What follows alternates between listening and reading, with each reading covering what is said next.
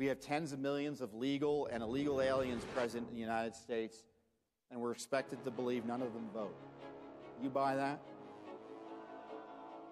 Simply put, this and other attacks on our clean elections highlight how our republic is also under assault at the ballot box.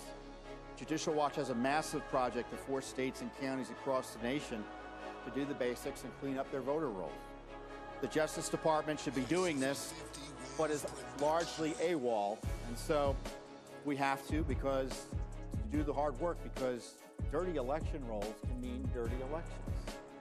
We just found, we did a study last year, there are at least 2.5 million extra names on the voting rolls. Believe it or not, that's the good news, because our prior analysis found there are 3.5 million extra names on the voting rolls. So our pressure and lawsuits are working. In Los Angeles County, our big federal lawsuit resulted in a settlement agreement, yes, with Los Angeles County, requiring the county to remove as many as 1.6 million inactive voters over the next few years. But we're not stopping there, of course. We're relentless, and we sent warnings just recently to counties in 5 different states: North Carolina, Virginia, Pennsylvania, Colorado, and of course again California, telling them to take reasonable steps to clean their rolls or face lawsuits again from your friendly neighborhood judicial watch. Now let me ask you this: why would the left so reflexively oppose clean election rolls, voter ID, citizenship verification for voting, and promote dangerous practices like ballot harvesting? I think it's because they want to be able to steal elections when necessary.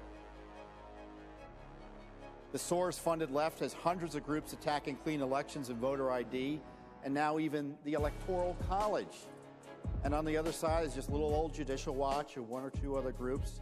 As I say, we're happy to do the heavy lifting, but we all have to realize that all our debates about taxes and abortion and health care don't mean a lick if the left can steal our elections to maintain and expand power.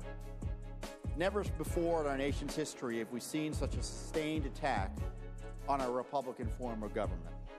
The seditious conspiracy, as I say, continues. Of course, the past few weeks saw more illegal leaks on Russia again to smear President Trump, and yes, even Bernie Sanders. Frankly, both Trump and Sanders, ironically, are crime victims of the desperate deep state. Maybe they can sue together.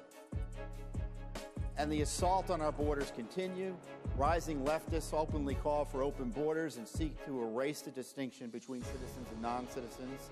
I'll tell you what, if you erase our borders, you erase our country. And now voter fraud, of course, from our perspective, that's the real civil rights issue of our time. Who stands for the civil rights of voters whose votes are stolen? The left would pretend voter fraud is no big deal. You know what, but how many votes do you think are too many if they're fraudulent? In this era of close elections, even one fraudulent vote is too many.